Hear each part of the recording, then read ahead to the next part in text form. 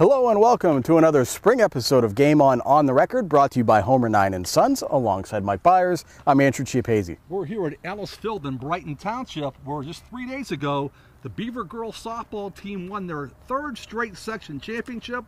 Later in the show, we'll talk to pitcher Casey Farkasovsky. Mike, this Beaver team really intrigues me because we all thought that they were going to be pretty good going into the season. They brought a lot of talent back.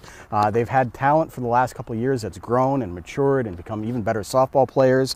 But they've had to face some adversity because they played some tough teams early on in the non-section schedule. Central Valley was nipping at their heels in Section 1 AAA.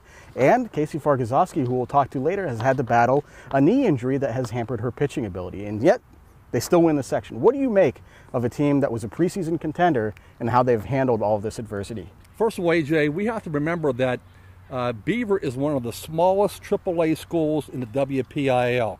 There are 31 AAA teams in softball. They rank 30th in terms of enrollment, so they are one of the smallest teams. But that being said, this is a very special softball team, especially those 5 seniors: Jen Kondracki, Ashley Kondracki, Haley Champ, Jada Justice, and of course Casey Farkasovsky. They've been outstanding for 4 years. You know what? They are not favored by any means to go deep into the playoffs. Sure. and win, but I won't count them out, though. Yeah, and I think the one reason that I'm not counting them out either is their power. They have power unlike most softball teams. It is up and down the lineup. Multiple players with multiple home runs this year. Taven Russo leads the team with 8. It's just an amazing thing to see so much power from so many different players in the same lineup.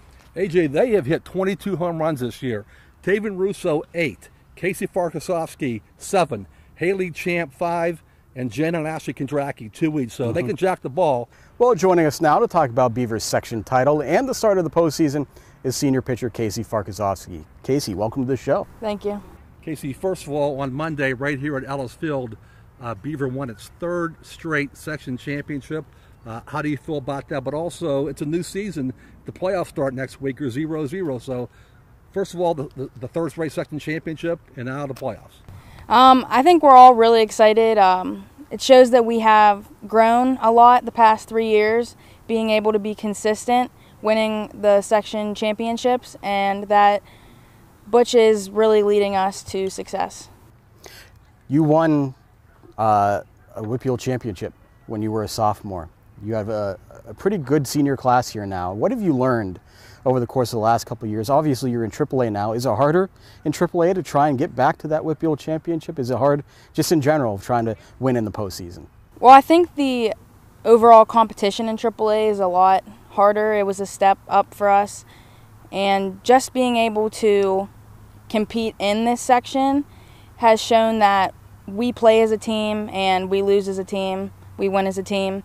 It's always a team effort. Casey, you know, a few weeks ago you had a knee injury. It wasn't a major knee injury, but it bothered you. It affected your pitching a little bit. How do you feel personally right now with the knee and as a pitcher and as a hitter? Well, I have a little slight tear in my meniscus. Hopefully to get that repaired in the summer. It wasn't how I expected to start my senior season, but coming back these past couple games, I think I feel amazing. My knee isn't bothering me as much, and hitting hasn't really affected me. I think I've been doing a really good job hitting. Pitching is a little different because I have to use my drag foot, which is my right foot, and it's just a little bit of a struggle, but I'm hoping to get through it through the playoffs. Well, I found one thing interesting that everyone on this team seems to share, and that's you all have power. This team has a ridiculous amount of power, multiple girls with multiple home runs. Obviously, you've had power for a while. Taven Russo's developed her power.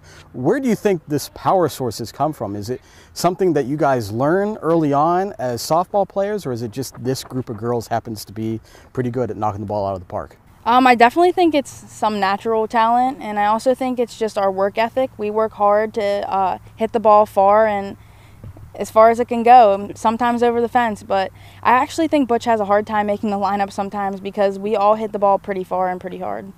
Casey, thanks for your time today. Yeah, congrats to you and the Bobcats on a great start so far. Good luck in the playoffs. Thank you.